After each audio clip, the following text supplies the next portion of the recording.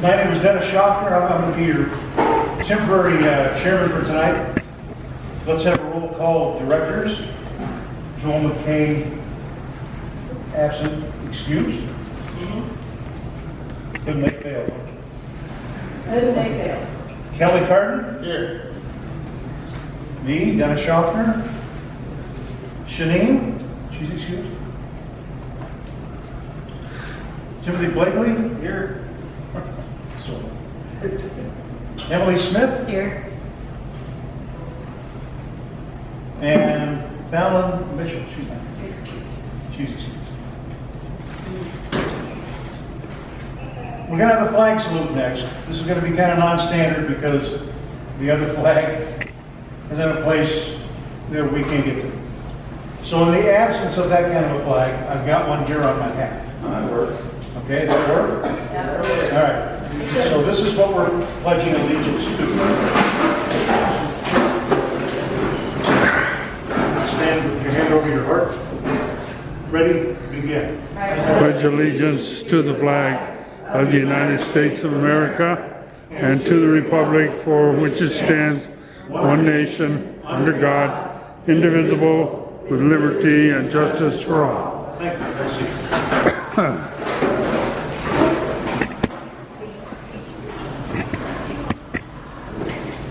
First order of business, public comments. This portion of the meeting is set aside for, look, you stop with that. My cake's ready. For members, is it set aside for members of the public to address any matter not on the agenda, but over which the board has jurisdiction. Individuals desiring to address the council may approach the front or stand up where you are and request recognition from me. Individuals are requested to state their name before giving their presentation, just so we know who we're talking to. And you'll have 3 minutes. We have a lot to go over this evening, so we're not going to exceed that for public comment. The Brown Act prohibits the board from discussing items raised during the public comment period and that are not placed on the agenda. Board members may, however, respond briefly to statements made or questions posed, but we're not going to be carried away with that. They may ask a question for clarification, make a referral to staff for factual information, or request staff to report back. The whole point is two-way communication, so let's do our best to accommodate that. Does anybody want to make any public comment at this time? Stand and My name is Mary Hines. Carrie? Marion? Mary? Yes. Hi, what was it? Pardon me? We're ready. Well, we're ready. Oh, You okay. are. The thing I wanted to bring up was the condition of our streets. I had spoken about the condition of, like, I live right off of Heatherfield up here, and I was told that Public Works would be notified, and I was told that I would be notified last week about what, there's been no tree trimming. I go out there and trim the tree to make sure that fire, paramedics, whatever can find what street they're on, okay? I have a tree that was planted 2 feet from my brick wall that is now again has saplings coming out of, and it's ruining my brick wall. So last year when I called and sent an invoice for $1,000 because that's what it was going to cost me to have someone come out and remove the stump and fix my brick wall, I never heard anything. So that's one of the concerns. The weeds are growing. There's no tree maintenance. There's no ground maintenance. There's no nothing. And from my understanding, that was part of what was in our property tax, was to have our streets maintained, trees trimmed, weeds pulled, stuff like that, along the sidewalk. I'm not talking about personal property. I'm talking about the sidewalk area. Weeds are growing, kids can't ride their bikes, people can't walk. So that's one of my concerns. The other concern that I have is and I believe it's under your new business, so if you want me to wait for new business, I'd be more than happy to do that. Is that the trash? Well, just out of curiosity, what is it? She's the letter. Yes. And that's under the new business, so I can wait if you prefer. Okay. That might be, Yeah, that'd be good. Okay. Okay, before you leave tonight, why don't you leave me your contact information, and we'll get together to figure out what's going Well, on. and I was hoping that Joel would be here, because he's the one that I talked to, and he promised that something would be done, that I would be notified, and I haven't. So if I pay for this, I'm going to invoice Well, I Warren understand. County, because you can't plant a tree. Well, obviously, we 2 can't feet. deal with this in detail here.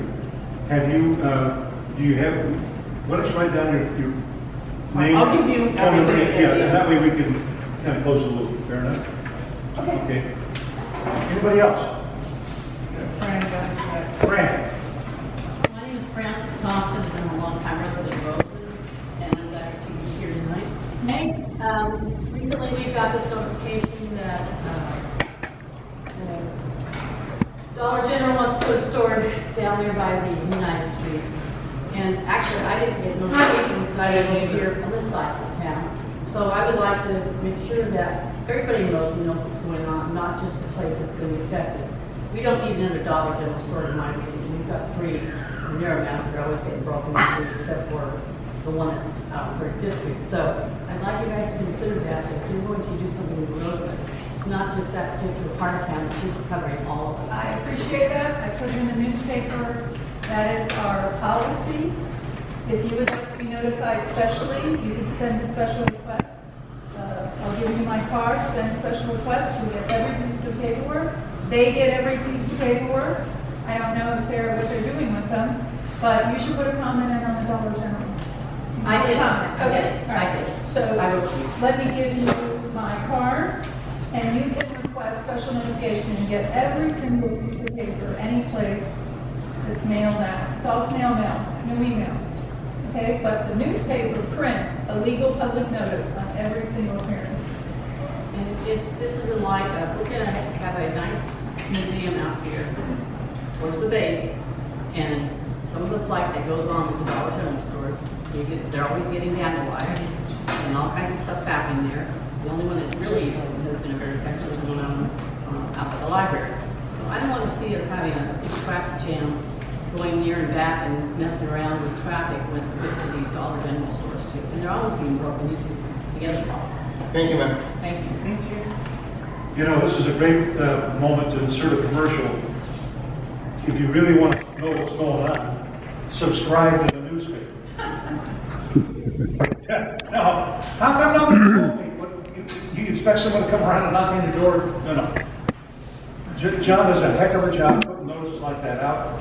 You know, if we really want to be informed, subscribing to the paper is the right thing. Not only in print, but it's online now, so it's very convenient for your cell phone. You can read it all. There's a response. Okay, anybody else? Kelly, is this where I'm supposed to? No, he'll call you. What just happened? Nobody else. Oh, okay. Nobody else? Okay. Community reports. Community leader reports. Do we, and I know we do we have someone from the Kern County Sheriff's Office here that can give us a report? Yes, sir. Sergeant Malloy from KCSO. I want to let you guys know some of the stats from last month for the Roseland area. We had 400. Could you go up front? I'm sorry. Could you come up front? Yes. I'm sorry. Restrictions like Get up. Sorry. That was a nice try, pal. I'm tired. All right, so we had 423 calls for service for the Roseland area in September. I broke it down into 3 top most common calls. 39 of them were check the welfare, people calling in saying, hey, I think somebody needs help, somebody's mentally ill, something like that. Or checking on family they haven't heard from in a couple of days. 36 on-site, so 36 calls where my deputies were out there making traffic stops, contacting the pedestrians, things of that nature. And then 27 audible alarm calls. And I know I've talked about that in this meeting before. I'm working on that project still to get non-response letters mailed out to repeat offenders of false alarms. That takes up a lot of our time, a lot of our resources responding to these calls for service. But in fact, they're over 99% false.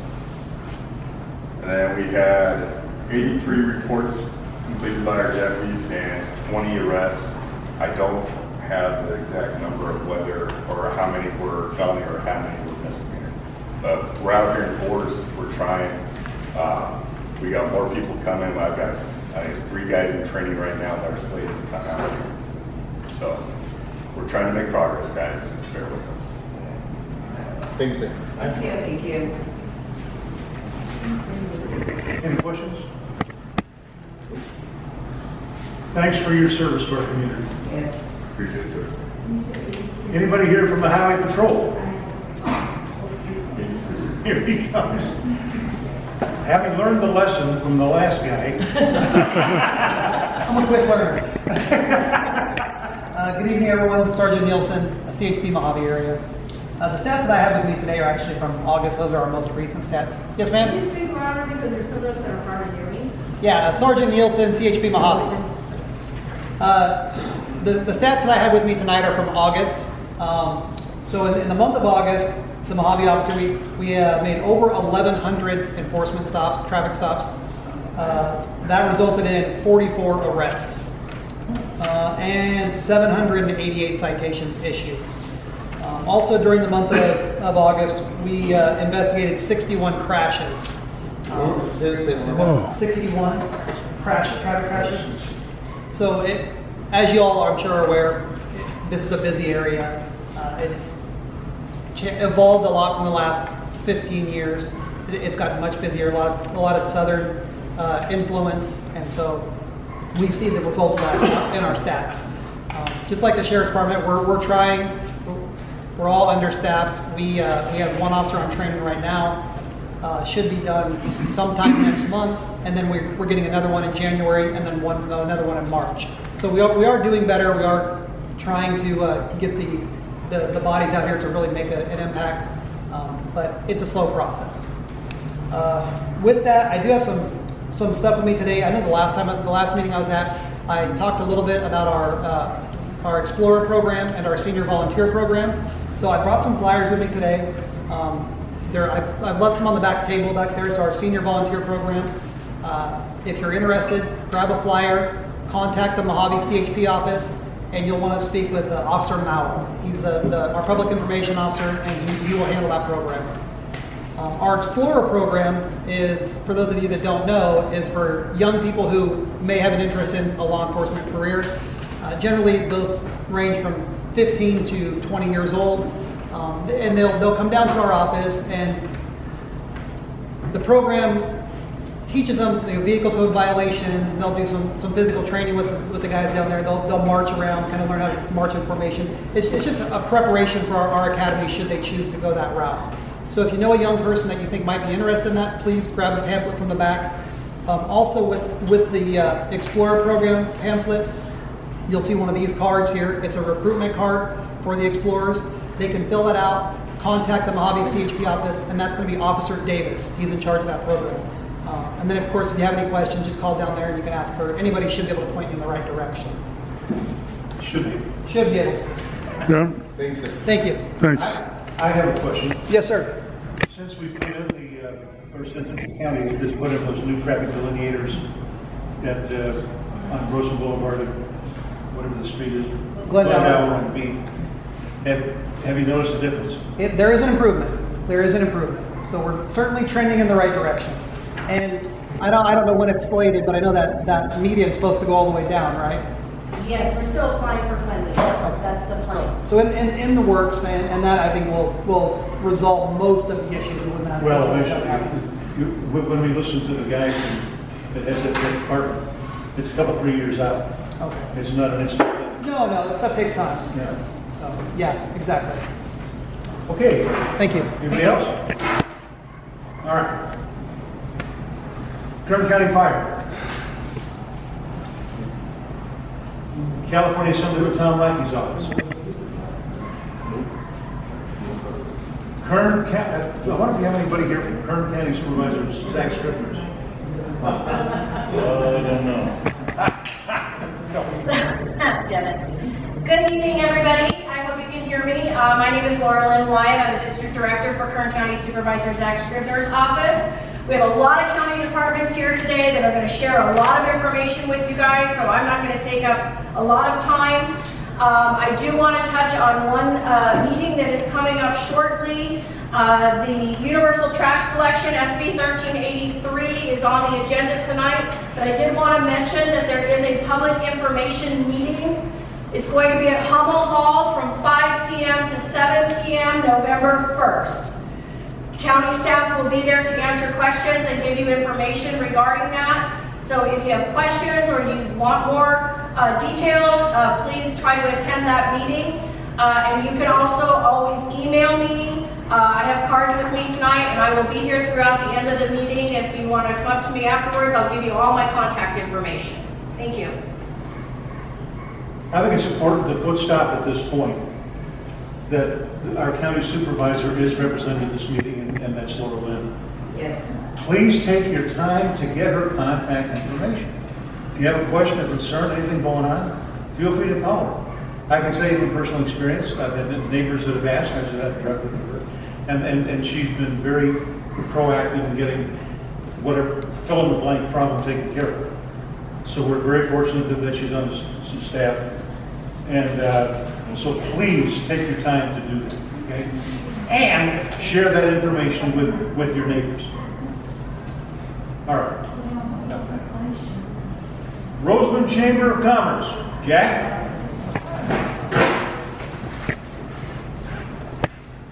All right, I'm Jack Miller, Vice President, Roseman Chamber of Commerce. Just a couple updates, actually. We recently had in Tehachapi, thanks to Senator Shannon Grove, an East Kern Chamber Summit, where all the chambers on the East Kern board members attended a summit that was put on by Shannon Grove.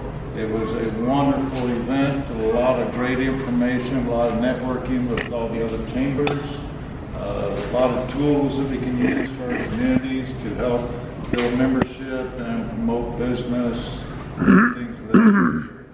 Included, they fed us, they even gave us a mixer and a free play, and so Shannon Grove did an outstanding job on it. It was really good. Of course, Laura did too. You know, she's unreplaceable. You know, we just don't know what we're gonna do without her. So I'm making it blush. That was the plan. Yeah. Speak up, Jack. It's your fate now. Oh,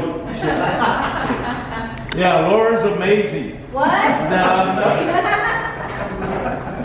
Okay. Second item is December 2nd. We're putting on the Parade of Lights event this year, and we wanted it to be a community event, not just a chamber event. We want it to be a community event, get the entire community involved in the activity. And we've had good results. Our next meeting is Tuesday, 6 p.m. at the chamber office on Diamond Street. I believe it's 2861, I think is our address. And anybody's welcome to attend the meeting that wants to participate in the Parade of Lights. But we're also doing a Santa's Village this year. Santa's Village is going to include not just toy giveaway, but a nice decorated Santa's Village. We're hoping to get some snow machines there. But we're also going to be doing food and clothing giveaways as well in there. And then we talk with Laura about getting some other community service entities to set up a booth inside the event center. Outside the event center during the day from 10 a.m. to 10 p.m. we will be having Locust to Poplar closed down. There will be a vendor fair there, so we'll have food and vendors. What day is that? Saturday, December 2nd. What's the date of your next meeting? This Tuesday, anybody got? It'd be the 24th. Tuesday. 24th, at 6 p.m. at the Chamber office. So anybody who wants to participate in that event, you're welcome to participate. We're gonna need lots of help. It's a huge event. It's gonna be a huge undertaking, not only just putting it together, but also law enforcement to try to make sure we have a safe event. And, cause we're gonna have a lot of kids there, obviously. The parade is, really looking up good. Our plan this year is to run the parade down Diamond Street, bring it back, come around center, and we're gonna park the floats on Diamond Street there. And that'll be the floats opportunity to hand out candy and treats and things like that. In addition to the vendor fair, in addition to the Santa's Village on that area. We're gonna try to get some live music, but we'll have music playing the whole time regardless. So, should be a great event. And that's all I got. Thank you. Thanks. Okay, thank you, Ken. Appreciate it. 6 o'clock. Roseman Community Services District. Anybody here from there? I know there's somebody here from Southern Kern Unified School District. You're up. Thank you. Good evening, everyone. I don't have a whole lot this evening. I do want to share with everyone that enrollment continues to grow in Southern Kern. June 5th, when we ended the school year, we had 3,556 students in Southern Kern District. Today, we're at 3,721. So that's an increase of 166 students from June to today. So we are growing. Also want to share for those of you who live in the West Park area, Southern Kern just received an $11 million grant. Where our share, it's a hardship grant from the state. Our share is like $7,000, it's very limited, our share of that. We will be adding 10 new classrooms. We believe right now that'll come out looking like 3 buildings. 2 buildings with 4 classrooms and 1 building with 2 classrooms to West Park Elementary, because that school is currently sitting at almost 1,000 students. Busy just trying to keep all those kids in school every day and keep them learning. We also have the wall, the Vietnam Memorial Wall coming November 7th through the 12th. This is a collaboration between RMAC and the Chamber and Southern Kern. We still need lots of volunteers. If you have some time, even 2 hours during the 7th and the 12th, please sign up to volunteer. The only catch is you must, which is not my doing, it is the original committee's rule, you must attend a training before volunteering at the wall. The wall will be at West Park. So if you have some time, we'd really love to see you come out and support us during that. Is there a phone number for them to call? I had forms here with me last month. If you'll call the Southern Kern District Superintendent's Office, my administrative assistant will direct you how to sign up for volunteering. We have an evening session for volunteer training on October 30th that will be held at Roseman Elementary, and we also have a morning session on November 1st. We only need to attend one, which will be at the Southern Kern Boardroom, morning and evening, to accommodate for anybody who might work. How long is the training session? I'm gonna say approximately somewhere between an hour and a half and 2 hours. Okay. Any questions for me? No, but Barbara, some of the audience may not realize the wall is open 24/7. So if they'd like to volunteer late in the evening or early in the morning, they can. Yeah, that's a great point, John. It will be, the wall will actually come up Sierra Highway on the morning of November 7th, and it will be set, but there will be a lot of prep work that will be done prior to the 7th. It'll be set, and we have a soft opening at 4 p.m. on November 7th. And from 4 p.m. through 3 p.m. on November 12th, we will be open 24 hours a day, and there will be security there in the evening if you want to come by in the evening and just sit with the wall. Yes. What time is the wall going to be going down Sierra Highway?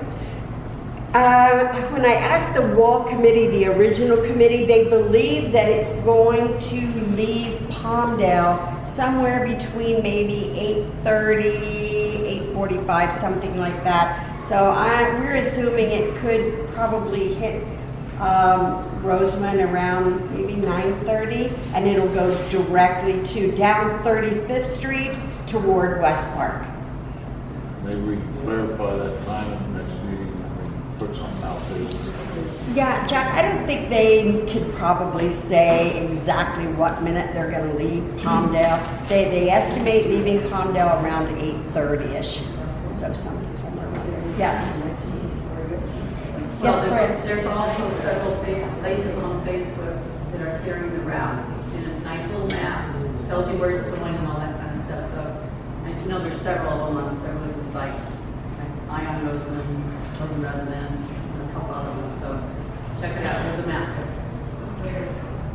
on Facebook on those two sites. There's a map of the route. On Facebook, on which? Roseman Residence or Ion Tell us. Roseman, and there's Want me to email you Couple of the them. info on that? Distribute. Any other questions? Wait, she's not telling everybody how much money she's raised for it already. She's an outstanding fundraiser. We didn't know that. You're giving me way too much credit for that. Well, actually, the amount that we had a committee meeting yesterday, and at that time we had 13,000 something. But when I attended the chamber today, I received another check for 1,000. So we're over 14,000 something. And it's my understanding I still have some funds coming in. Our goal is hopefully they'll come in soon because we're trying to finalize the program, and we want to make sure that all donors are listed in the program. Stations they use throughout the state. It's been this past water year has been the third wettest on record. Probably not a surprise to anybody. The reservoirs in the state of California are all quite healthy, if you will. Most of them are at 100 to 150%, even 200% of their historic average. They're not full, but the historic average is basically what they go by. As far as looking at the snowpack, as you can imagine, there's no snow yet, starting again with 1 October, so there's nothing to measure at the moment. As you can imagine, hopefully, or realistically, that all the rain we had has helped the aquifers, raising the groundwater up considerably. They've measured it in quite a few places. I haven't heard lately as far as what our local aquifer is doing, but the last I had heard during the water year, it was being constant, if you will, and as you're hopefully aware, the adjudication, which was the court judgment as far as how much can be drawn out by the various entities, pumpers and cities and so on. The intent is to at least maintain the aquifer level. So far that's happened, they all had to draw down how much they're pulling out. Most of them are down to the level now that they're also authorized to be able to pull out.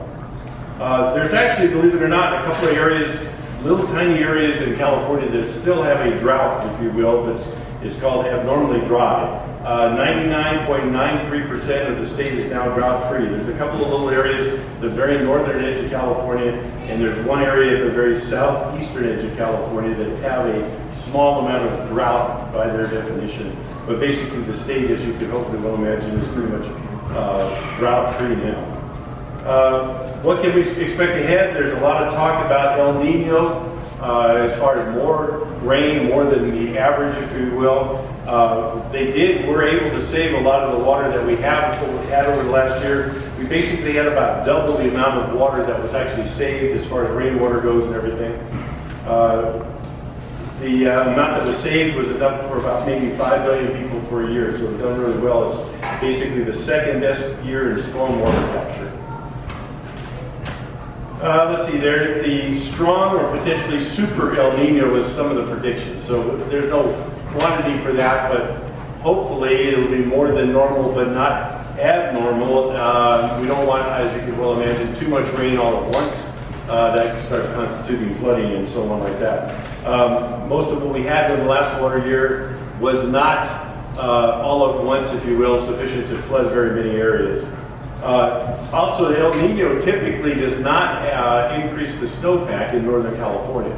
So we may not get too much in the additional snowpack. As you can imagine, that's really constitutes a reservoir, if you will, of water if we get a great amount of snowpack.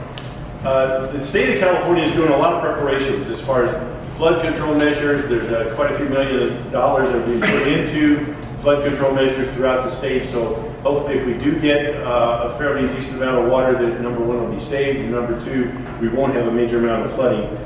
There's also there's a total of more than $430 million in the recent budget to support flood response and projects to protect communities from future flooding. So hopefully that will all work.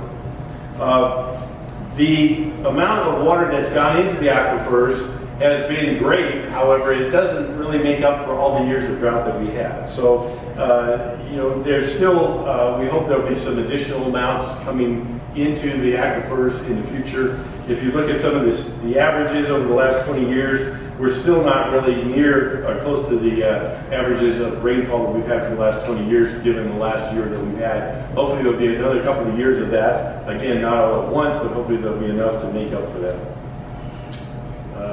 Any questions? Thank you so much. Thank you. Okay, I've got a note here that says Caltrans. You have somebody here from Caltrans?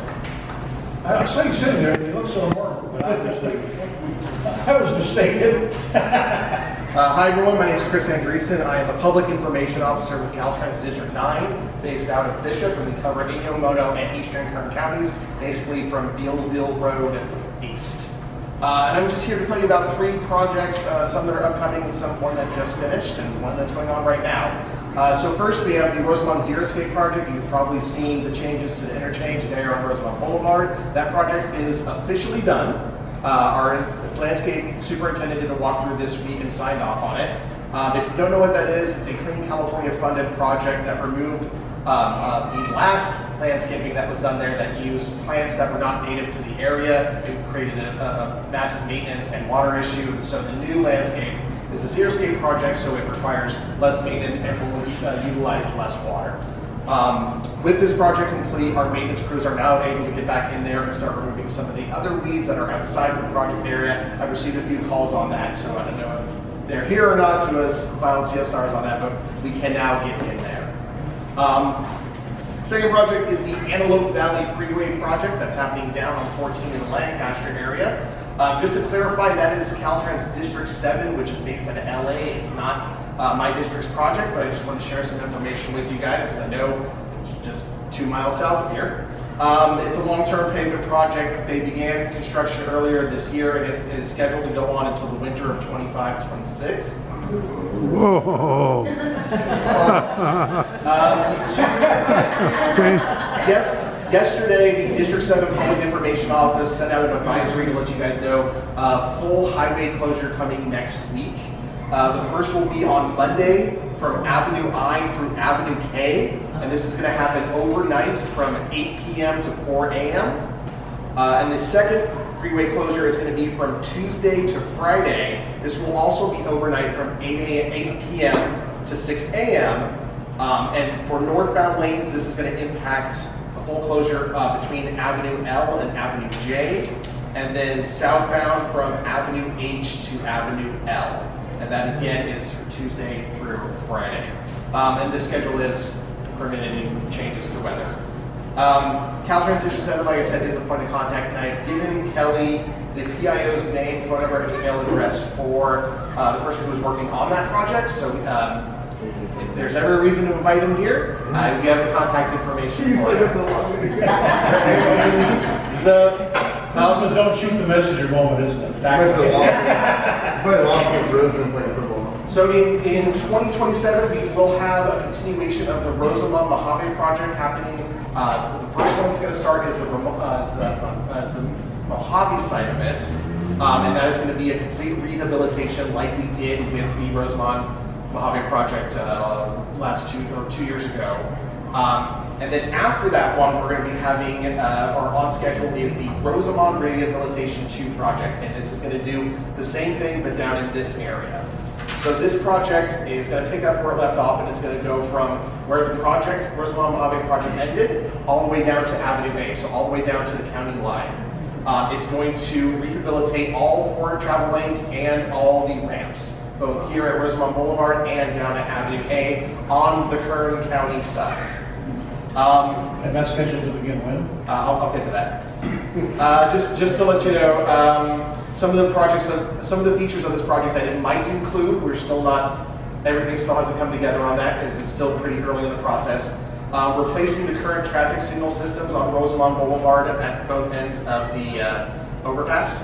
Flattening the highway slopes for driver safety, upgrading guardrail to meet current Caltrans standards, building new sidewalk additions within the traffic islands on Rosamond Boulevard to meet ADA standards and increase pedestrian connectivity, replacing culverts and other drainage apparatuses that do not meet current Caltrans standards, constructing retaining walls to prevent erosion, upgrading lighting and light poles, and implementing roadside vegetation control.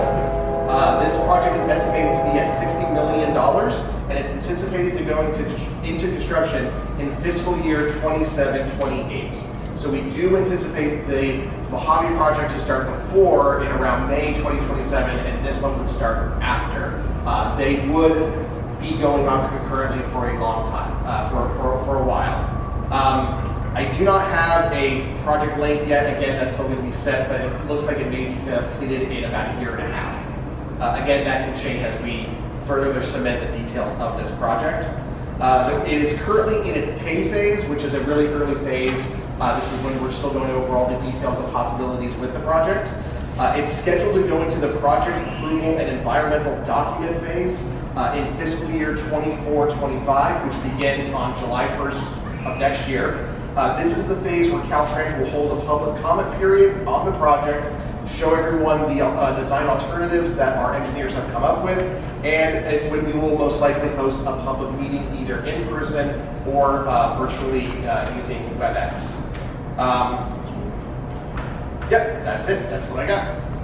Any questions? Do you have his contact information? Leave your contact information. I don't have any cards with me, but I'll give you. Yeah. Checks in the mail. You might pass on to your fellow workers in District 7 that the contractors working on that Antelope Valley Freeway are not following the dust mitigation measure. Thank you. There's dust everywhere. The water trucks are nowhere near the dust. There's haul trucks going down. I filed the formal complaint with the Antelope Valley Air Quality Management District today. They said people from Lancaster, the city of Lancaster is not happy. They are not following the dust mitigation measures that I'm sure are in the environmental impact report and environmental project requirements and so on. You need to pass that on to District 7. The haul trucks are going up and down. There's trucks everywhere, and the water trucks are not even close to them. Okay. As soon as I sit down, I will email the PIO and let them know. Appreciate that. Yes. And also, as far as the dust goes, the accidents that dust is causing, because I work in Palmdale and I live here in Roseland, I have to drive that every day coming home. And there are times when you can't even see the car in front of you. So, and then they've had their wooden signs fall over into the lane. They really need to do a better job, and safety should be their #1 concern. Okay. I will definitely pass that on as well. Thank you. Yes. I'd like to thank you. I send you letters all the time. You guys are spot on getting those things done. I really appreciate it. Oh, thank you. And I just sent you one recently about getting our boulevard cleaned up because of the events we're going to have for the 80 wall. So make sure you guys are looking at that one. Okay. And if it's further down the boulevard, that's Kern County, not Caltrans. Any other questions? Francis, do you have his contact information? No, I write to them pretty frequently, so Okay. I'm talking about the freeway, riding on the freeway. I know that's your property. So that on-ramp and off-ramp it needs to be cleaned up. Okay, the on-ramp and off-ramp. Yeah, like I said, now that the construction is done on the the Sierra Escape project, our crews can get back in there. There's legal reasons we can't be in there when they're doing construction. Right. All right, well, thank you. We're expecting a lot of people to come in here for the AU also, we'd like to have that area cleaned up. Okay, yeah, I'll let my landscape superintendent know. I do have one quick question for you. You mentioned the newspaper that you put the advertisement in for. Yes. Yeah, what newspaper was that? It's the Rosamond News. That's him. Rosamond News, And the okay. Mojave Desert News. Mojave. The two. Rosamond News and And the Desert News. Rosamond News. Okay. Do you have a card? Okay, great. I I didn't have a Rosamond newspaper. Thank you. All right, thank you, everyone. All right, thank you. Thank you, sir. All right, next up are our guest speakers. We're going to go a little out of order here, out of deference, and I'm going to start at the bottom and work up. Part of our charter in the Rosamond Municipal Advisory Council, and let me foot stomp Advisory Council, is advice and comment on matters of planning. In order for us to do our job correctly, I'm very disappointed that a couple, three of our members aren't here. But I've asked the Kern County planner, the head of that, who is a Rosamond resident, to come and speak to us tonight so that we can be a little up to speed on what the process is. So this is a very educational thing for those of you that aren't familiar with the planning process. This is your chance to learn. No pressure, Lorelei. Thank you. This is Thank you Lorelei so Logan, much. Kern County planner. So, sir, you didn't clap. You should have clapped for the law enforcement. They're the ones we should clap for. Well, they're not giving me a ticket. I don't want anybody to have to get up. Is there anyone who didn't get a handout? Is anybody who didn't get a handout? It's good for scribbling sheets. Okay. Here's one, Jack. Oh, do you need one? So I'm the director of Kern County Planning and Natural Resources, right? So we are unincorporated here in Rosamond and Willow Springs. So all of that is under the Kern County Planning Department. And there are always a lot of questions. I appreciate Frances. She's always on top of making comments and, you know, keeping an eye on what's happening. But many times people ask me, why didn't we know about X? So what I'm providing to you is an explanation of, we review everything, but everything doesn't need a public hearing. When Gene Melcher wants to build an addition on a patio on a house, it doesn't require a public hearing, but it does require the planning department to review it for the setbacks from the corner. So that's confusing for people. Like, why did it go to this hearing? Why didn't it go to that hearing? Why didn't I know about it? So what I've given you, and I've given you, for those of you who absolutely have to look at the source data, there's 2 people in this room whom that applies to, I've attached the actual zoning ordinance, all right? So let's walk through it. You want to get a building permit. Your engineer or whoever's doing your building permit, or if you're a smart contractor, you're doing it yourself, when you submit it to the portal, it is automatically routed to planning. And my planning people, this is all online for the building permit, open it up and they look at a couple of things. One, are you allowed to build what you want to build? You know, like I want to build a nuclear, waste dump. The answer would be no. I wouldn't submit a building permit for that because you're not allowed to build one in California. But that's the kind of thing that the planner would catch. And they would write a letter back and say, you need a conditional use permit, or you need a zone variance because you want the lot to be smaller, or you're okay, but you don't have the side yard setbacks, the backyard setbacks, and the front yard setbacks. Okay, you're too close to your neighbor. Those are all rules that are in the book. And good engineers and good contractors know all of that. And then there's others. And so what happens sometimes is they just forget. They just forget. They're too busy worrying about the structural, which is really more important in some ways. But if you live next door, you don't want something 1 foot from your wall, right? You don't want a bedroom 1 foot from your wall. It's a 5-foot setback. That's the rule, right? So that's called a site plan review. If you are already zoned for commercial or industrial, and you don't have what we call a precise development overlay, it is a building permit. They come in, they look at the rules, it's going to be a bunch of EV chargers, that's allowed, and then it goes through and we do our site plan review, we check the box, and then the building department does their thing, and the next thing you know, they're building it. So that's one level. The next level is a precise development plan, which is what Dollar General is. So our commercial and industrial, for the most part, has a precise development overlay. The idea behind this was that we could have a public hearing to look at conditions such as traffic, conditions such as security, all of the conditions. But if it's allowed in that zoning, it's going to be built. How it's built is the question. That is called a director's hearing. I have delegated that to my assistant director. That is on a Thursday at 10 o'clock in Bakersfield. And you can put public comments in. We look at them. The RMAC in years past has weighed in.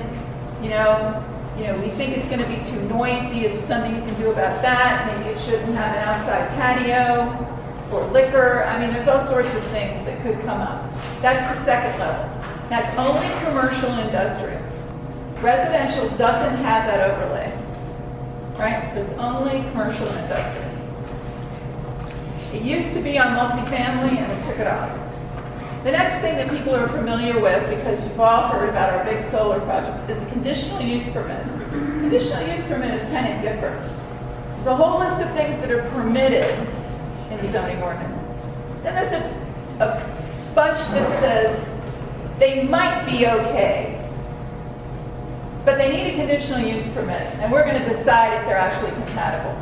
And that's what commercial scale solar is. Large scale solar that you're all way more familiar than most people in the United States are, okay? That goes to a planning commission. Planning commission meets twice a month in Bakersfield at 7 in the evening. Now, one of the things I want you to notice on this is that every single one of these is appealable to the Board of Supervisors. They're the ultimate deciders. If nobody objects, it stops sometimes at the Planning Commission. Nobody objects. The Planning Commission said yes. They go through the 10-day appeal period. Nobody puts up the, I think it's, I can't remember. It's $500, $400 in a form. So it stops there. And that's the appeal process. Just to be clear, we artificially keep the appeal number down. It actually costs the department $1,600 to process an appeal, but I have told the board that we're never raising that fee. It's been the $400, we actually reduced it at one point. That really just covers some mailing. The reason is because the higher that number goes, the more it deters people from actually being able to file an appeal, and that is not the idea. We can't do a gift of public funds and just say zero, but the board has supported me keeping it artificially low. You can get 5 people together and do your, appeal, right? So at the end of the day, a conditional use permit can be appealed to the board. The next level is a zone change. The reason that many of these commercial scale solar projects, for example, go to the board anyway is the two things that have to go to the board are zone changes and general plan amendments, right? And if they want to vacate a road, public access easement. So the zone change and the general plan amendment go to the planning commission, and it's only a recommendation, and then it automatically goes to the Board of Supervisors for the final decision. Once the Board of Supervisors makes a decision, denies or approves, there's no place else to go. People sometimes ask me, who do I appeal from there? The answer is, you file a lawsuit. That's the only other place you can go. Developer can file a lawsuit, other people can file a lawsuit. But the board is the final determination at that point. So that's what's happening on those kinds of land uses. Subdivision. So subdivision is its own world. This is real estate. Do we have any realtors in here? People who sell real estate? People who own real estate? People who rent real estate? Okay, we have people who all know real estate. Jean, you should put your hand up. Come on, Jean. Come on, we're gonna have you. Sorry, I have my back to you. I should stand over here. I'm so sorry. I know it's an attractive back, but I'm sorry about that. Okay, all right. See, now we can't make faces behind you. Exactly. Yeah, So then there's a whole bunch of other little things. Has anybody here ever done a lot line adjustment? So what a lot line adjustment is Laura Lynn owns a house, right? And the house next door has been in existence since 1942. And the family, thank heavens, has moved to Florida with their grandkids, moved them to Florida. And I buy the house. And I'm new. Only been in Rosamond for 30 minutes.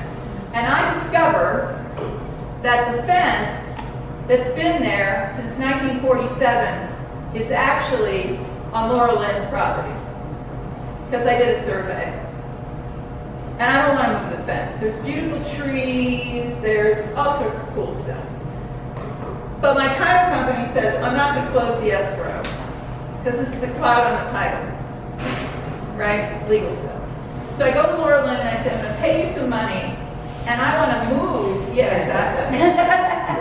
I bring over a cherry pie and I say, is this enough? Because I've heard stories about rural people, but that's not actually what happens. You have to give them money, right? And so then you do a lot line adjustment. You can do it up to 4 lots. You're not creating any new lots. You're just moving the line, taking a little piece of her property and moving it to mine. And this doesn't require a hearing normally, but there are things that have to be done. Like you got to go to your bank and they have to sign off on this. Because otherwise, your loan that you have on your house and your property is suddenly now invalid. Because they think they own 26.5 acres with the loan, and it's now only 26 acres. So there are some legal things, so it's a legal thing. And then my staff works with the engineer for the little illustration. We work with the title company. We get the subordination agreements from banks. Sometimes you have to give them $50 or $100 just to get some bank manager to sign it. It's another annoyance, right? And then we put together a package and record it. And at that moment, her deed becomes 26 acres and mine gets half an acre. That's called a lot line adjustment, right? So those don't require hearings. They're all kind of like an internal conversation between the people. Unless there's some zoning issue, like her lot's going to be too small for the zoning. That's called a zone variance. And then it goes to a public hearing, at a director's hearing, and it's appealable to the board. Full disclosure, we are very generous with supporting those kinds of solutions. Right? Like through no fault of anybody's. We got to move a line and the little lot becomes smaller and it doesn't really meet the zone. We're very generous with saying, sure, you got to go through the process, but we'll support that. Now, occasionally, big ag stuff that does these, somebody next door might raise an issue, but normally people understand this is a function of, technically the Subdivision Map Act didn't actually come into existence until the 1970s. And we've been in existence since 1866 as a county. So there's a lot of stuff that was done over the years that, people have lived a long time and they just never fixed it. So this is one of the tools we use to fix those kinds of things, to bring them into the modern world. Okay. Next, you've heard of parcel maps. So this is when you subdivide. This is when you take a piece of property, like this table is one piece of property. You divide it into 4 lots. Parcel maps can only be used for residential for 4 lots or fewer, and you can only do it once. You can't do multiple parcel maps. You being the Lorelei Oviatt Trust. Okay, that's me, so I can only do it once. I can't do hundreds of these. The next time I do it, it has to be a tentative tract map, which is very much more expensive, right? But the intention behind this is, once again, people divide them so they can leave them to their families. They divide them so they can make, a little bit of money for retirement,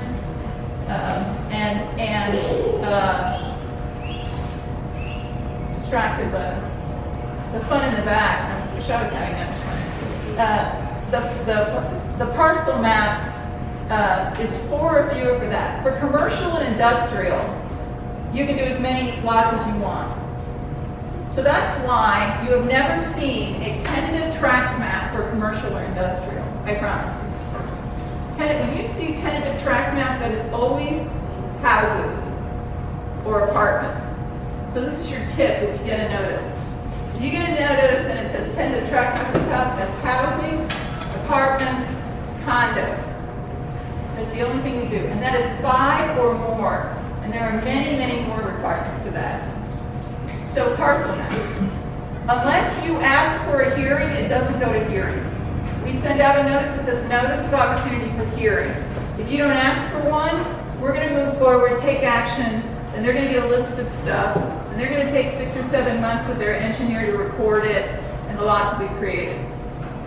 Tentative tract maps always go to a planning commission. You don't have to ask, right, for housing. People live on the west side, so all of that housing, tentative tracts that have been going on over there, you know, because of interest rates, all of that is going to start slowing down and already has. You know, builders are at a point now because of the interest rates going up and the cost of money that, you know, they're kind of finished what they have. Frontier actually sold off some of their tentative tract maps to others.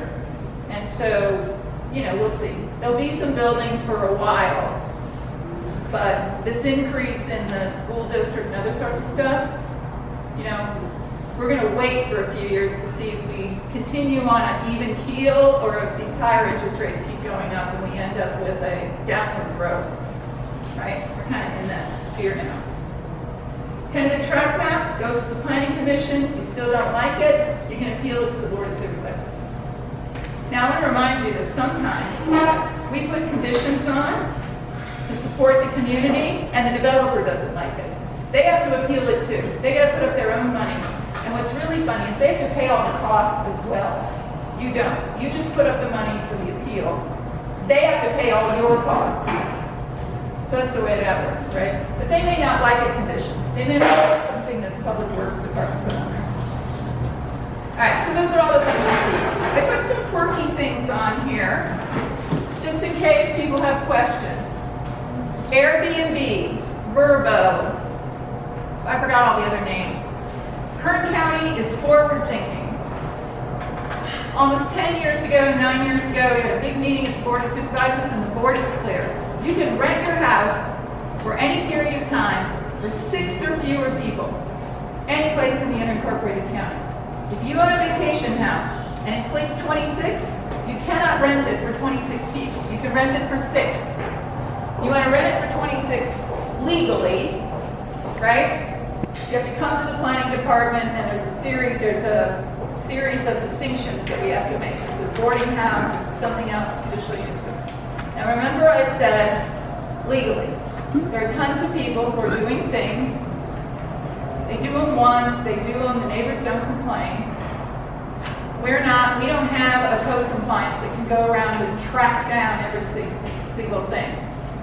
But the people who will track you down is the franchise tax board, because you're supposed to be paying your hotel fee every time you do that on Airbnb. And so Mr. Kaufman will send you a letter from the tax collector treasurer saying, Airbnb reported that you've been renting out, you need to pay us. All right, but it's 6 and fewer. Now, can you still complain? Yes, and that's what we think. If there's noise, call the sheriff, call environmental health the next day. We have had some, we're not Joshua Tree, right? We're not Pioneer Town. We're not that part of the desert. So we haven't seen that kind of influx of tourists. But our mountain communities have, and they have had some terrible stories. Groups of frat kids from UCLA come up, rent a house. Some of them actually tore down a fence to start a bonfire. It was the neighbor's fence. Some of them didn't have enough patio chairs, so they went next door and borrowed the patio chairs from the house next door. Okay, we've seen all sorts of things. Those are the sheriff, right, reports it. You go out. Sometimes the sewage system isn't set up for that many people, and environmental health can go out. But 6 or fewer has really worked for us. We were asked to put a permit in place by a few people in mountain communities. Overwhelmingly, people came to the board and said, we shouldn't do that. If people want to rent their bedroom out for 3 nights, then let them do it. Now remember that these rules, any place you go, only apply to short-term rentals, 30 days or less. Okay? There's no city in California that's going to limit your ability to rent month to month. That's not legal. So we're only talking about short-term rentals. All right, let's talk about temporary events, which most people don't understand. If you all want to have a party in your house and charge money for it, you can legally do that for 100 people or under. Not 101, not 100 plus the caterer, not 100 plus employees. It's 100. And if your neighbors complain, we'll say they're allowed to do it. Go tell them to turn the music down. If you want to hold a family wedding in your backyard for 200 people and you want to do it once, it's technically illegal, but you should go do it. You want to do it every weekend? I recommend you get a permit because I get those complaints all the time. But we're not running around shutting down family weddings of 250 people. Okay? But if you want to have an event, my joke is that years ago 100 people was enough for a wedding. I haven't seen any wedding that can get away with less than 250 people now. I was asking, can you cut down your list? No. Right? You want to start a wedding venue, like we're doing in Tehachapi and some people have done. You need a permit for that. You need to go through a conditional use permit process, a temporary event process, essentially. And that is a hearing, right? That is a director's hearing with an appeal. The majority of those wedding venues are turned in by other wedding venues.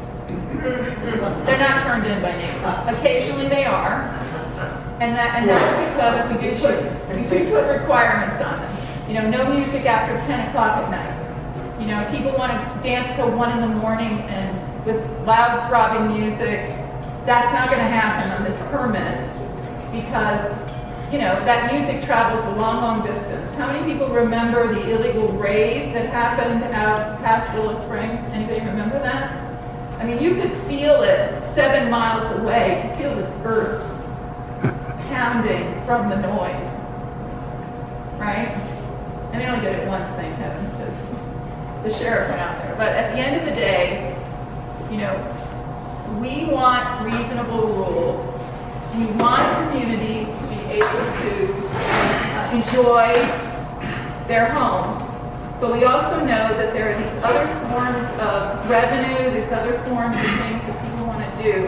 And so Kern County has not gotten too heavy-handed on that. Now, I asked Laura Lynn, does everybody know, I'm sorry that I can't help you with your road thing, although I'm going to mention it to Josh, that you brought up, your situation. But is everybody aware of the pothole reporting on the website? Oh, it's fantastic. Okay, on the Public Works website, there's report a pothole. I promise you. You report that pothole, the local Rosamond Eastern Kern Road crew will come out within 2 days and fix it. To report a pothole. So you know how, unfortunately, Rosamond Boulevard is on the list to, you know, get, and I know Josh has been here to talk about that big project. But these potholes that come up where the stuff comes out of it, it's a publicly maintained road. If it's private, there's nothing we can do about it. If it's dirt, there's nothing we can do about it. But if it's a publicly maintained road and you see that pothole reported, they'll come out. Avenue A on the north side is really bad. I know. Where? Has it got a pothole? Yes. Would you report it, please? Sure. Go to Public Works, it says report a pothole. And then I'm going to follow up on the Avenue A. Some of those were fixed today. I noticed that. They're fixed what? Some of them were fixed today, actually. Yeah. They were Well, you fixed know, today. unfortunately, when it rains and other things, the fix comes out. So re-report it. They actually, the roads department, the group that does this, that goes around, really appreciates this. They can't be everywhere. But yes, and that's part of the reason is you know, the rains, that if we get more rains, you're going to actually see more potholes. We like to say, oh, it's because of the sun and it's drying it out, but we all know that they're worse after the rain floods it, right, pulls it out. Anyway, thank you for letting me put that up there. Yes, question? On Avenue A, clear and almost everywhere, on the side of the roads, it's just crumbling in. So if somebody has the sun in their face when they're going. I know, it's terrible. So if they drive to the other side, You're they're gonna- so they're gone. It's like that all around. Yeah. Side, parts of the side. But the south side belongs to LA County. South side. Lauren knows what's in the queue. What's in the queue, girl? So it's in the queue, and I have a public works update meeting tomorrow, so I can get back to you on the exact status of it. But the fixing and the grading of the sides of Avenue A is in the work queue. Okay, good. It's on the schedule. But that'll be the north side. Do you happen to know how wide the road needs to be, what the mandatory feet is? from- Gosh, I have no idea, but I can find out. You know? It's supposed to be, Avenue A is a collector, so it's supposed to be 110 feet. From center out or? Total width. Total width. Total width, so 55 feet. It's how much? That's not. I'm sure it's 110. That's not all paved, but that's just. Yeah, it may not be all paved, but that's the right of way. Right, but that's what I'm asking. Isn't there an ordinance where a specific amount of that has to be? Technically 60 feet for a local road, 90 feet, which is, the 45 feet from the center line out is supposed to be paved. Okay, so trust me. Yeah. I thought the counties divided it differently than that. I thought it was like Sierra Highway from 90th was one county and 90th to 170 was the other county. Oh, hell no. The Avenue A Right. is our dividing line, period. I know that, but I thought the county roads divided it differently. Divided what differently? Well, divided it instead of halfway along the whole Avenue A, that one section of Avenue A was one county and the other section was the other county for the purposes of road maintenance. You can talk to them, but I've never heard that. I've never heard them say that they gave over their responsibility to LA County. I've never heard that. Okay, we need to. I've never heard yeah, that. we But need- anyway, we need to move on. Anybody have a last comment for the planning director besides? Thank you, Lorelei, for coming. I got you a Starbucks, that's all I can say.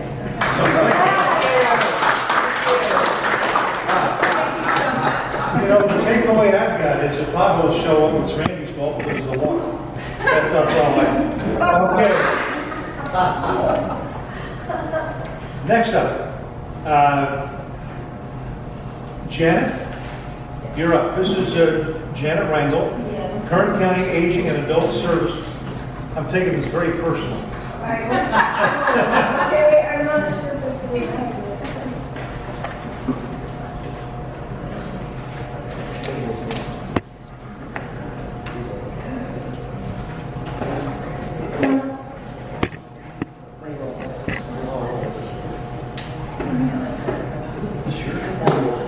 Yeah, well, not my personal.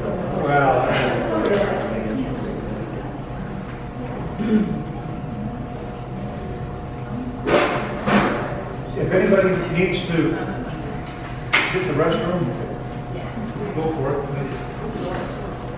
I appreciate going for me because I can't.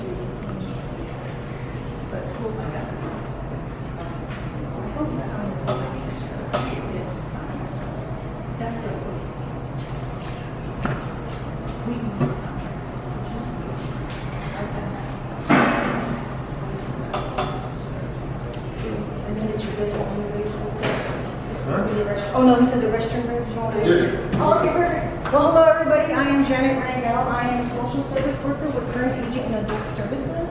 Everybody here are okay? No. You've been louder. I'll be a little louder. Is that better? There you Yeah. All right, perfect. I'm Janet Rangel. I'm with Kern Aging and Adult Services, and I'm going to do like a general overview of what our agency offers. There's about 15 slides and there's a number on each slide. I just want to point that out because I'll be speaking about a lot of information. So if you guys do have any questions, please of course just hold them till the very end.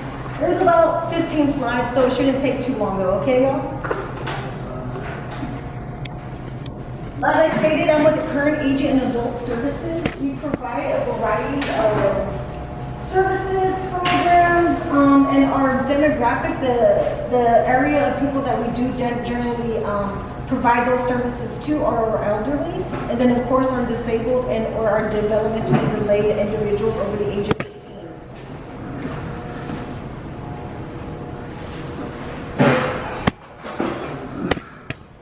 This is our senior information. A lot of our referrals will go to the INR program.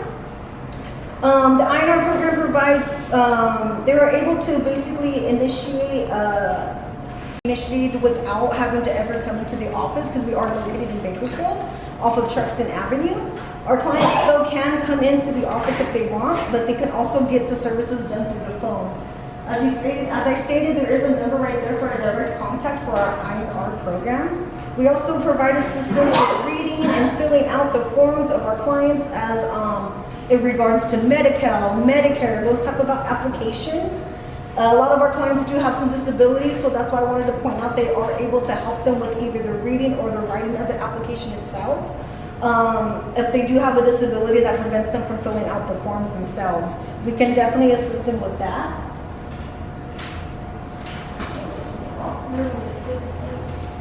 This is our Digital Divide program. They honestly do a lot with our elderly community.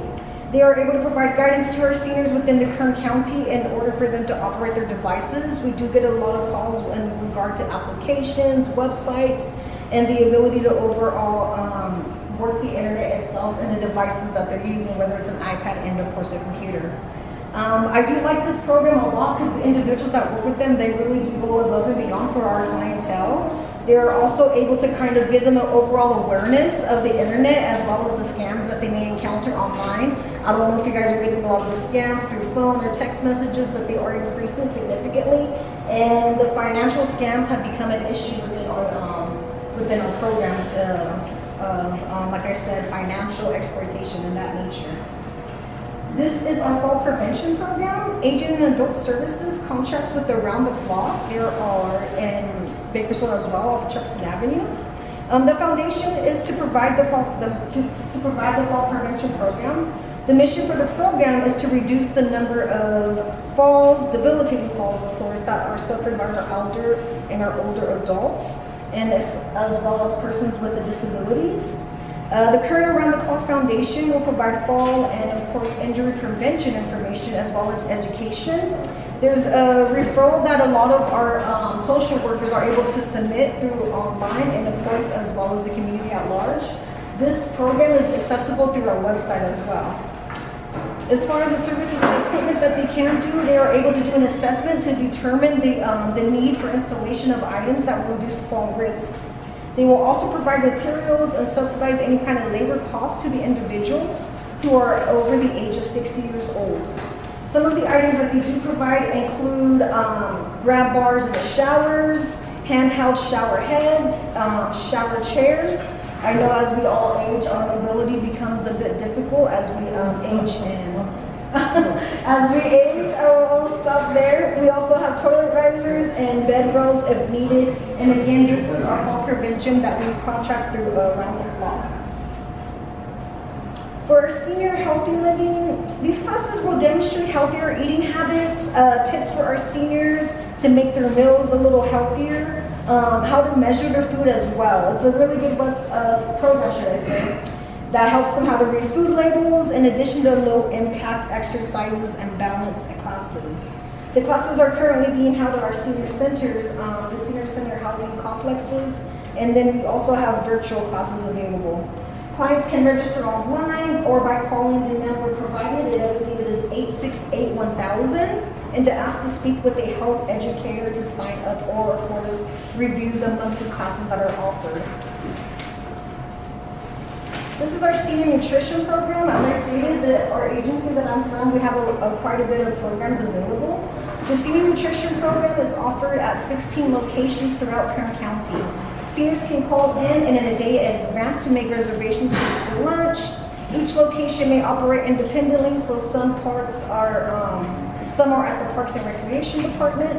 It is also a great opportunity for our seniors to socialize. Some locations do also offer activities, monthly activities, should I say, as live entertainment, bingo, line dancing, and then of course arts and crafts. This is our Meals on Wheels. This is for our homebound clients.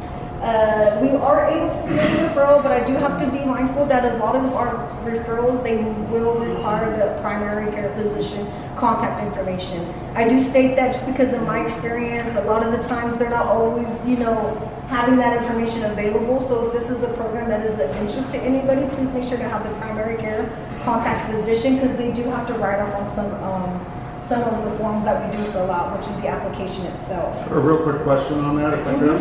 I'm a driver in Cal City. For Meals on Wheels? Yes, I am. Oh, gotcha. Currently, we're serving 5 meals 5 days a week. I understand they're switching to 1 day a week frozen. Oh, yes. Do you have any information on that? I agree with you, and I do hear that's changing. It is going to be frozen meals. Okay. I don't know when, I don't know if it's going to change, but that is something I have heard of. Let me see. Frozen meals? Yeah, I believe it's been fresh. Our understanding is that we've been doing fresh, Yeah. where they prepare it and then we basically take a hot meal to our inbound.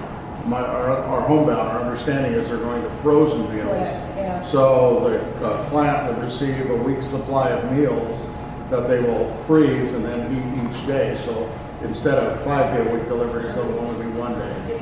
Oh, cool. There's still some logistics working out on it as far as existing and new, but that's kind of where it's at on that. So. Yeah, exactly. So that is for our homebound. Well, thank you. Yeah, of course.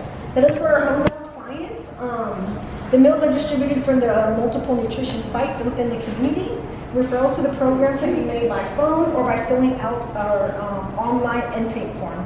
The application process will include a needs assessment, as I stated, with the physician's referral. This is our in-home support services.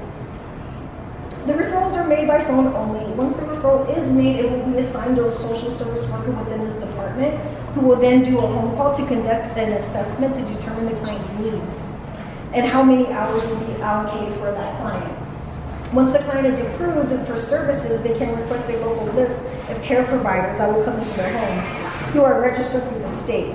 The state, or the client, should I say, or client's representative would hire a provider off of that list if the client doesn't already have one. Most of the time, though, a lot of our clients do prefer to have a family member be their provider. The family member can register to become a provider and will be compensated to provide that care. What we see often is family members having to quit work or reduce work hours due to having to come in and provide the care for their family member. So this program would also help supplement income, some of that income, should I say, that the care provider is no longer receiving. And I do like to highlight as well that the income is based off of the minimum wage. For the criteria, I want to say the 65 is actually 60, but again, we can always, I did leave some pamphlets in the back as well with additional information and phone numbers. But overall, the eligibility is to be a California resident, 60 or possibly 65 years or older, legally blind and disabled. A lot of clients do prefer this over, any type of other senior skilled nursing facility because they do want to remain home. They do like the comfort of their home, which I do understand. So this is really a good program that we have as well. And then this is our Adult Protective Services program. Referrals are made by phone or online as well. As far as an allegation goes, I do like to state to my clients as well that our program is a volunteer service. At the end of the day, the public has every right to go onto our line and fill out the form if there is an alleged abuse that we feel is occurring. We will then conduct a home call ourselves. It will be assigned to a social worker, should I say, and that's when the home call will be conducted. Once APS receives the intake, though, they do route that case to a worker who is assigned, but depending on the severity of the case, they immediately start working on the case, making contact with the people who are involved. And typically, it's either a 24-hour, which is our immediate, a 72-hour, which is our expedite, or 10 days. That's the amount of time that we're allowed to go out and then discuss the alleged allegations within our clients. Elder or dependent abuse is an umbrella term. Several types of abuse can occur, like physical assault, financial abandonment, isolation, neglect, and or self-neglect. Our social workers assist with the victims to the best of their ability to alleviate the situation, whatever it might be, by providing information and then resources and ensuring the safety of the individual. And then again, right here for the eligibility for the state of California, our individuals over the age of 60 are considered elders. And then for the dependent and adults, it's from the age of 18 to 59. This is high cap, and then SHIP. This is our health insurance counselor, and then our advocacy program. You can call this program itself. There we go. So we got, like I said, we have that program. It's part of the National Network of State Health Insurance Assistance Program, and it is the most dependable source of unbiased and accurate Medicare-related information. In addition to providing general information and resource, the Counseling of Rights, they also have benefits and appeals that they're able to answer in case any kind of questions do come within our clients. HICAP can also assist with the beneficiaries with Medicare plans, meaning compare the plans so that they can make an informed and educated decision before they enroll in a plan. As far as what the services do provide within HICAP, it is important to mention that HICAP does not sell, endorse, promote, or recommend commercial insurance products or services. The counselors typically will just help Medicare beneficiaries understand their Medicare insurance options and, of course, the coverage in order for them to make informed decisions when choosing the health plans that supplement original Medicare. HICAP counselors are trained and registered throughout the state of California through the California Department of Aging, should I say, to provide free and unbiased Medicare.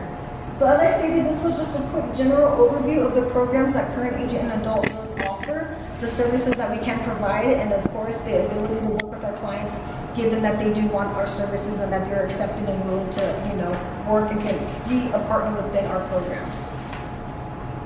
And that is it for me. More information is on the slide as well, as I stated, and again, that information is also on the back pamphlets over on the back table. Thanks so much. Yes, of course. Thank you. Well, thank you.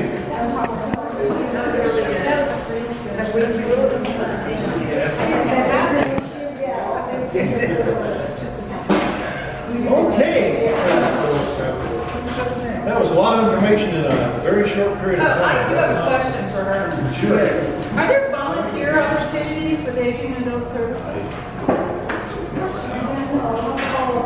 But I'll go on the website. Please, yeah. I imagine there's always Thank you. I'm sure there's Yeah. something. I think with I hate to say no to that. Don't ever say no to volunteer. Exactly. No, I Okay. So thank you very much. That was aging and adult service. That's I had no idea it was on stuff. There's a lot we can offer. For those of you who may be on. Yeah, please, yeah. Maybe. Okay, and next, from the Kern County Veterans Affairs Office, Jose Lopez will discuss the services offered to our local veterans. And let me just turn this around for you. Just say it. I purposely didn't learn how to swim so the Navy wouldn't take me. I regret it now. I can't find it on these. Good evening, everybody. My name is Jose Lopez. I am the director for the County Veterans Office. We are benefits advocates. We are your ambassadors to getting benefits or getting enrolled into programs that might benefit you. A little bit about the department. When I first got out of the Army, I went to this office and seeking help, and it was awful. It was a 3-month wait to be seen. They were maybe seeing 20 people a day. By the time the appointment came up, I either forgot about it or didn't need the thing anymore. Currently, we are assisting 70 clients a day on average. We are, in the month of August, we broke 2,000 contacts. That's both in phone calls, in person, and emails. We've become quite innovative in making sure that everybody is assisted on a timely basis, usually, almost always the same day. LA County wishes they could put up the numbers that we do, and they've actually asked if they can come and monitor what we do to try to mimic it themselves. So I know that LA County is pretty close to us here, so I have this to offer. If you call our office, we will cater our services to the veteran. Every veteran serves here at a different time, at a different place, doing a different thing. So everybody's eligible for something different. There are benefits for veterans, there are benefits for their spouses, benefits for their children. There's benefits for education, health care, monetary compensation, end-of-life planning, life insurance, the list goes on. I could talk about it all night, but it would turn into morning. I don't think you want that. So you can reach us by phone. I left pamphlets in the back. You can reach us by email. If ever we need to make an in-person appointment, we will make it, and we'll either come out to you, to your home, or if you're in the area, you can come into the office. But 99% of the services that we offer or assist with can be completed over the phone. If ever we don't want to drive because gas is expensive, we'll mail it to you. We'll mail you the forms, we'll send you a return envelope with a pre-posted stamp. So we try to make everything as easy and simple as possible. The greatest asset that our office has to offer is our staff. They're dedicated. Some of them are veterans themselves, some of them are not. Some of them, the best reps that I have are not veterans. And I'm currently recruiting for more representatives so that we can do more outreach in all the areas, all four corners of Kern County. So with that, does anybody have any questions for me? Yeah, what's the phone number? Phone number is 661-868-7300. And your office is located in Bakersfield? We are in Bakersfield, 1120 Golden State Avenue. We're right off the 178. If you're coming up the 58, you gotta catch Union. But like I said, if you call us and we are able to assist you over the phone, we will more than likely complete or fulfill all of your needs over the phone. So very rarely will you need to come into the office, spend your money on fuel. Can you talk about your work with the homeless outreach that's been going on all over the county? Yeah, so we work very closely with CVAF. They are a nonprofit. Their CEO is Deb Johnson. She and her organization are very dedicated to ensuring that no homeless veteran stays homeless if they can be assisted. And that's not only in Bakersfield, that's in the surrounding areas as well. They have opportunities for veterans to maintain permanent housing, temporary housing. If they have a family, they can house the entire family. They help with service animals if they've got that. They will accommodate veterans as much as they can. They're working towards zero homeless. It's very difficult. Some people sometimes don't want to be housed. So we can't count them in the figures, but otherwise we can assume that they're doing their best to fulfill their goal. Thank you so much. Well, Thank you. yeah, I've had so much experience with the office, and it was outstanding. Every time, matter of fact, this new piece of equipment I just got from the VA, because I got it through them through your office. Good. Wow, what a setup So, here. just call me your lovely spokesman. I have We're just gonna call you Lovely. Yeah. That was good. I've been called worse, pal, and just today. I have this to offer. All of the staff, all of our accredited representatives have been trained by me. Only one representative has not, and that's because he's been there longer than myself. But he is very much up to par, so I expect the same quality of service from whoever you speak to. If that turns out to not be the case, you ask for Jose, and we'll square them away. Good job.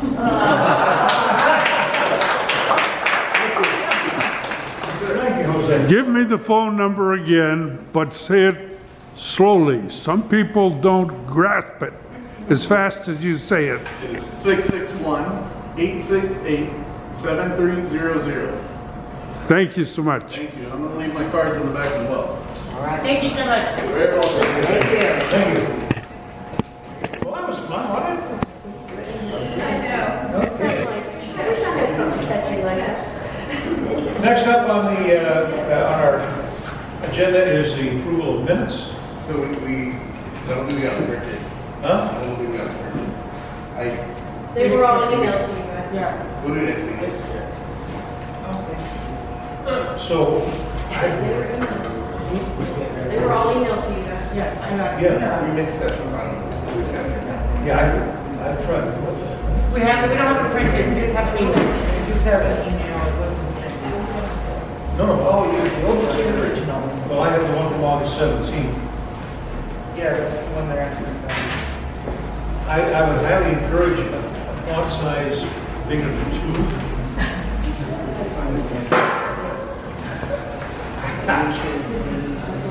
And I deal with the same thing when AMC is the. All right, have all of you had a chance to read the minutes? Do you have any additions or corrections? No. If not, then I will entertain a motion to approve as submitted. I moved to approve. Okay.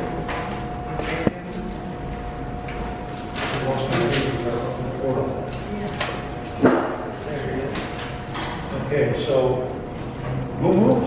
I do.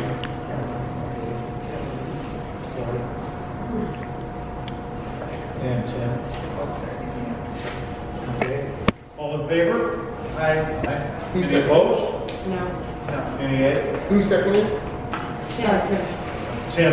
Yeah, I got a second. And then no abstention, so the motion passes unanimously. Next up, discussion and vote on sending code enforcement letter regarding request for demolition of the abandoned building on the north side of Rosen Boulevard, Sierra Highway, across from the fast food. Yeah, they got a old gas station thing sitting there. Okay, has anybody, I motion. huh?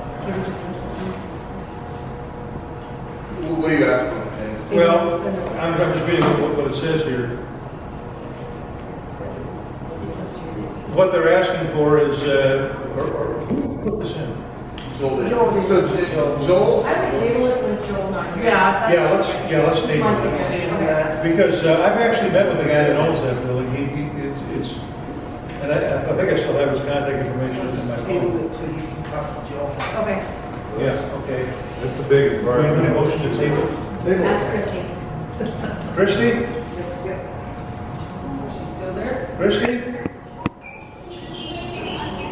Okay, yeah, well, barely. To table this until the next meeting, we need a motion and a vote? I'm sorry, motion to what? Table this, the second item under new business, discussion and vote on sending code enforcement a letter.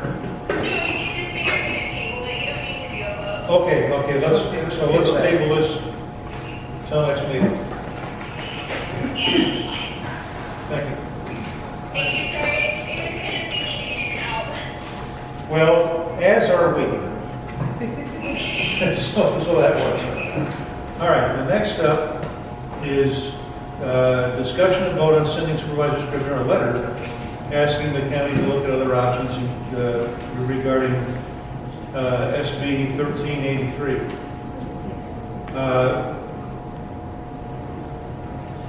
Joel contacted me about taking a look at a letter. I never got a letter. So I don't know what to do about this I either. think you might probably, Mary, I think you probably want to comment on this? Yes.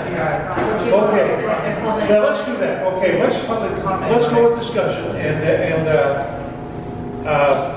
what would you, who would like to talk about SB, whatever that is you guys just said? 1383. Okay, now let's give you the opportunity to do that. What do you think, John? Okay, do you want to, who wants to go first? Mary can go. I'll go. Mary? Okay, do you want to come up here and do it, or do you want to do it from your seat, or I how? can do it right here. I talk pretty Because loud John's when I'm not nervous. Better here. No, let's come on up here. You see, John records this and then puts it on the internet so people who aren't can tune in. So you're legally queen for a date. No, thank you. No, thank you. Okay, Mary, go ahead. So, as a lot of you know, we do have a petition going to stop the waste management from adding $559 to our property taxes. And let me tell you why. I'm almost 63 years old, and I've worked since I was 14. I would love to retire. With the cost of with inflation going the way it is, with the cost of fuel for me to go to work and back, food at the grocery store, electric, gas, everything, water has gone up. Our car insurance has gone up. Property taxes have gone up. I was just notified today that there are numerous companies in California that are no longer writing fire policies for your homes. So all these little companies see a money grabbing because you have, if you finance, which I do, you have to have fire insurance. So I've gotten 3 quotes for fire insurance, and it's gone up 3 times. So instead of $600 a year just for fire, I'm now being quoted $1,573 just for fire. So we can't do this right now. We can't afford it. There are people on fixed incomes that can't afford it. And we're talking about homeless and everything else. We can't afford it. I'm being taxed out of my home because it's getting to the point where I can't afford the house payment because everybody wants to put into our impound account to guarantee they get money, but we don't make that much money. Everything costs too much, and I'm begging you to please give us a break. This is not the time to do this. It really is not. We need to calm the inflation down. We need to, I'm too old to get a second job. And there's a lot of people like me. I'm the only one that has the guts to stand up tonight to say anything about it, but we're pushing this petition really hard. And I plan on being at the November 1st meeting at Hummel Hall. I've got petitions all over Roseman for people to sign. I'm constantly on Facebook. I'm constantly on Eye of Roseman and Roseman residents. And I'll be at the December 5th meeting.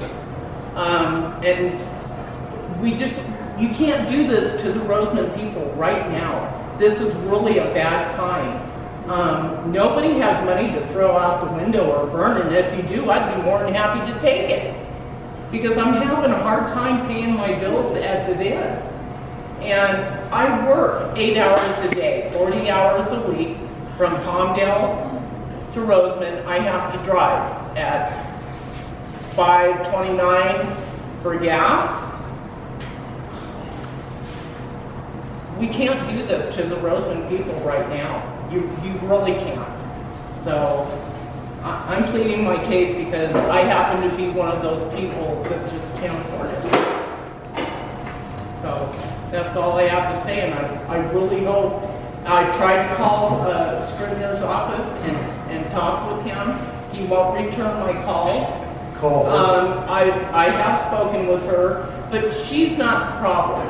The problem is, and I don't mean by problem, I'm talking about our problem, the residents of Roseman. We don't want to talk to you, we want to talk to the man, the one that we voted in.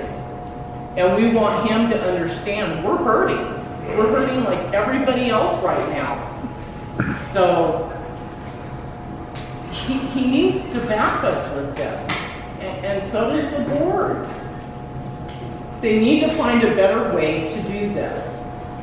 Right now, I have no waste management. I refuse to have it. Their service is horrible, absolutely horrible. On my property tax, I already pay for the dump. So twice a month, I go to the dump. I take my neighbors or anybody else that needs a helping hand at the time. I run the stuff to the dump. I say hi to the lady. I take her cupcakes. That's about all I can afford to do. So we can't do this to the Roseman residents right now. We just can't. Of course, it is a state bill. I understand. So everybody in the whole state's sharing, this is just the Avenue Road.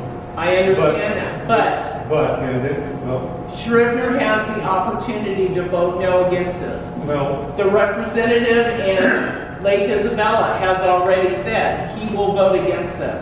That's what we need. We need the people we voted in to support us during these hard times. Well, he does. Well, but we're not seeing it. But, We're not seeing it and we're not feeling it. Thank you so much. Yeah, we don't want to look at it. You can vote to draft one. On behalf of your residents. Yes, I think so. Yeah, we can do that. We can vote to draft the letter and then Joel's. Are you making that motion for us to draft a letter to submit to us? I'll motion. And I'll second. Okay. Okay, it's been moved and seconded that we draft the letter. That's fine. Yep, Now, Great. that's right, right. when do we need to have it? Before December 5th. Then we should. December when? Before December 5th. Okay. I really don't have a hard time. It's okay. Okay, so, Are we all in favor of drafting the letter? Aye. well, that would be the question, wouldn't it? Yeah, that's. So all in favor of drafting the letter, say aye. Aye. Opposed? Yeah, we're gonna draft the letter. We're gonna do this. Okay, so, and we will have that at the next meeting. Yeah, we have to get up, one of us got to call Joe. Make sure he's on track to get the letter done. Yeah, well, I thought you already did. Yeah, I think he may have already done the draft. You know what, Dennis, if I may? Please. In the interest of time, so that we make sure that it's received and filed prior to the hearing, the public hearing date, which is December 5th, I would suggest, and Chrissy might want to change what I'm going to say, but I would say designate a board member to draft that letter.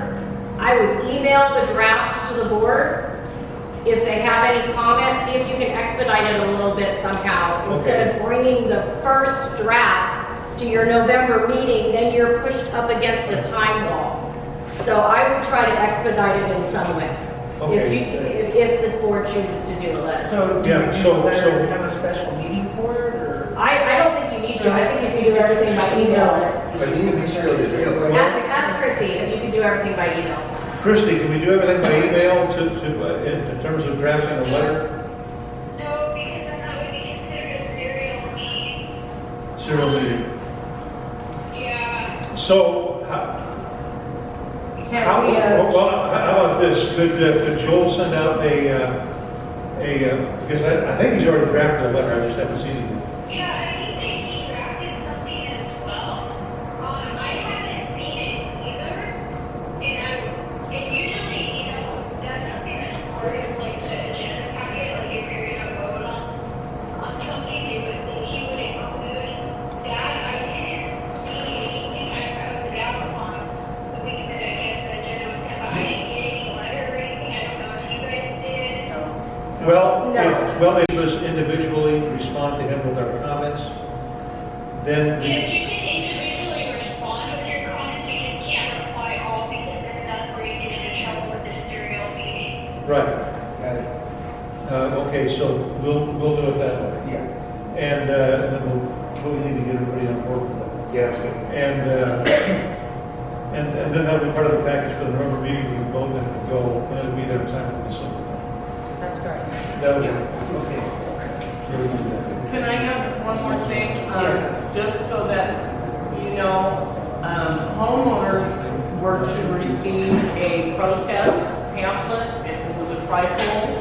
Well, because I'm now getting petition signatures, I have run across numerous homeowners that have not received a tripod. And that, So we can't count that. I mean, it Right, is. so I can help you with that. On the Kern County Public Works website, there is a abundance of information about SB 1383. That's what I've been And as you pushing out. scroll to the bottom, there is a link you can click on, and every single APN number that is under the area that this would be affected by is listed there. So if their APN number is not on there, this does not apply to them, so they would not have received a pamphlet. Well, my neighbor right across the street from me didn't get one. Then I need to know that so we can follow up for her. yeah. Yeah, I haven't got. Because we do, I mean, we This do is the have, golden building right there's, here. we do have to, unfortunately, things get lost in the mail. And there's been a couple of incidents where somebody has had a post office box, or they recently forwarded their address and it got a little jumbled, and I was able to take care of it for them and get their pamphlet to them. So I'm more than happy to help with that. Plus, at the November 1st meeting, they will have pamphlets. And your petition is great. It's a great idea. Thank you for the work that you're doing on behalf of the residents of Rosemont. It's very important. It's very time consuming. So I appreciate that you're doing that. It's hard, you know. It's working full time and then trying to do petitions and trying to get people to help, and you know, that's why I say personally, I can't do it right now. Yeah, I know. I'm gonna have to give up a car, food, gas to get me to work, forget about retirement, which I've worked all my life to save. Yeah. Yep. Can't do it. Yeah. Now I gotta find a new fire insurance policy. Okay. Can't. All right, so that's how we proceed then. Yeah. All right. The next order of business is old business. The ad hoc committee report. I was on that committee, the Rosen Boulevard, Lindauer. Most of you by now have seen the changes down at the end of the street. You probably saw when you drove here tonight. So that now people going to the intersection of Lindauer and Rosemont Boulevard can no longer turn left onto Rosemont Boulevard, and the same thing is true coming north on Avenue B to turn left, because over the course of 5 years, we had more than 135 collisions, and many of which were, over 90 were at that corner. So those changes have been put in. And you heard the Highway Patrol talk tonight that there has been an improvement. I don't know if there have been any accidents there at all since. Now granted, it's only been a month or two. Have you heard anything? I inquired prior to the last meeting, and the report was 0 since those were installed. I know. So part of our charter is to help make Roseland a safer place. You know, public health and safety is a large part of it. And so eventually, the plan is to, because of the nature of Roseland Boulevard, there'll be raised medians that will prevent those kinds of turns, and we'll have better traffic control. But for the interim, I think we've solved a huge problem. And as Laura Lynn mentioned earlier, the programming for that takes several years. So 2 or 3 years from now, maybe we'll get that happening now. There'll be some other changes that'll have to be made, like the parade routes, for those kinds of things. But generally speaking, I think we're on the right track. Does anybody have any comment on that, besides me? All right. Directors' referrals and comments. This portion of the meeting is set aside to allow the board, that would be you folks, to bring up to the attention of other board members and the public those matters that have come up that require attention. I don't have it, but I think I do have it on Facebook. Okay.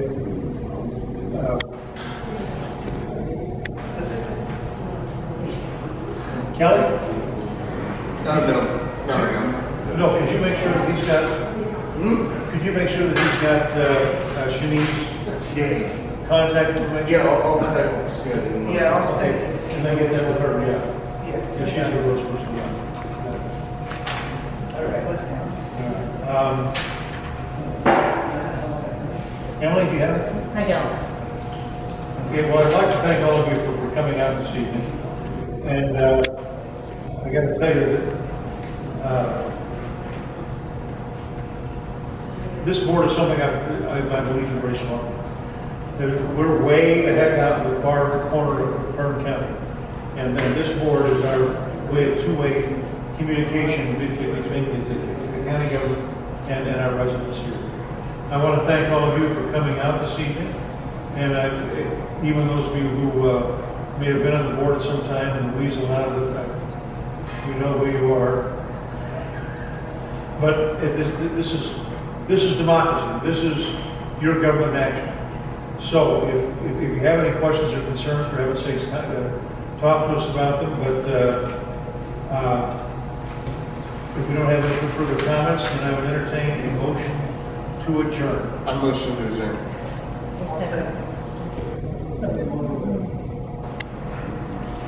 Okay, and 10 seconds. Okay. All in favor? Aye. Opposed? We're adjourned.